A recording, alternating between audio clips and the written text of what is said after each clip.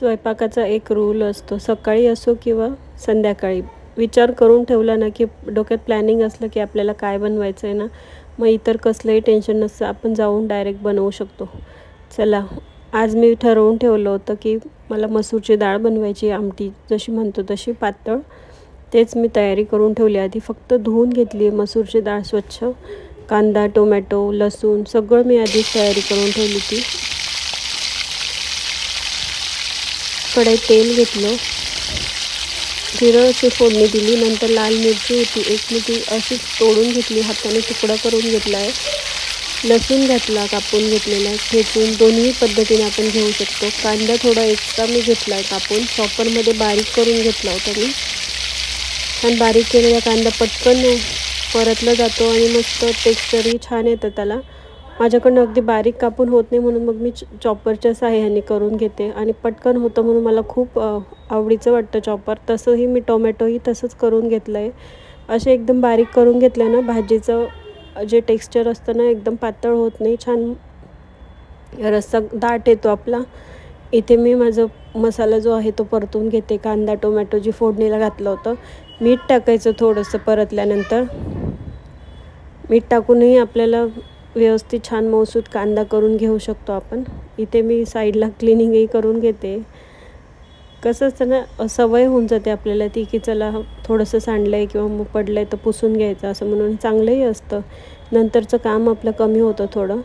आता इथे मसाले घालायचे. मसाल्यामध्ये खूप सारे मसाले घालायची गरज नसते.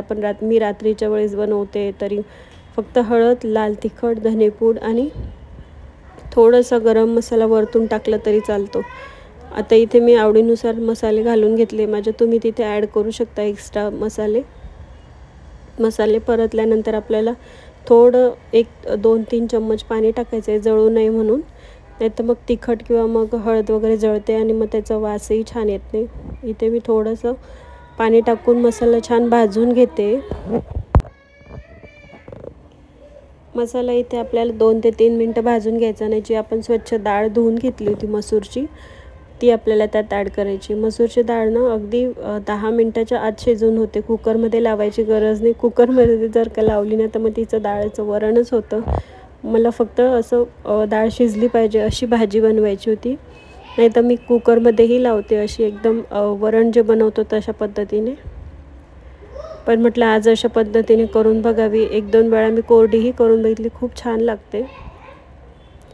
गरम पाणी मला जेवढं लागणार होतं भाजीला तेवढं ॲड केलं आहे आणि फक्त 10 मिनटं आपल्याला, 10 पण नाही, 7-8 मिनटं आपल्याला झाकून शिजवून घ्यायची आहे. बघू शकताय तुम्ही डाळ शिजली की नाही. मध्ये तुम्ही खोलून ओपन करून आपण चेक करून घ्यायची. आणि इथे माझी डाळ छान शिजली आहे. आता मी साईडला तडका तयार करणार आहे. एक्स्ट्रा करते, हे नाही केलं तरीही चालतं. तूप घ्यायचं, तुपामध्ये जिरं, मोहरी किंवा मग कढीपत्ता सगळं ॲड करून आपल्याला फक्त लसूणचे 2 ते 3 कापळे असतात ना, ते कट करून आपण जसं डाळ तडक्याला फोडणी देतो तशी टाकायची. थोडंसं एक्स्ट्रा म्हणून मी करते. हे छान लागते. तुपाचा वासही छान येतो आणि तडका असतो म्हटल्यावर मग टेस्ट तर वाढणारच आहे. कोथिंबीर मी त्यात ॲड करून घेतली आहे. बघू शकताय तुम्ही किती छान वाटतंय ना, छान तडका बसला आहे. आणि 2 मिनटं मी इथे झाकून ठेवणार आहे. त्याच्यासोबत आपण भात, चपाती, भाकरी काहीही घेऊ शकतो. मी चपात्या बनवल्या होत्या, भात बनवलं होतं. आमच्याकडे भात नेहमीच असतो संध्याकाळी किंवा दुपारी. भात म्हणजे एका वेळेस तरी बनवला जातो, म्हणून मग डाळ, भात, चपाती असं होतं. छान तडका झाल्यानंतर 2 मिनटानंतर मी काढून घेतल्याने छान बघू शकता तुम्ही, तरीही छान आली आणि डाळही मस्त शिजली होती. इथे ताट तयार करून घेतलं आहे.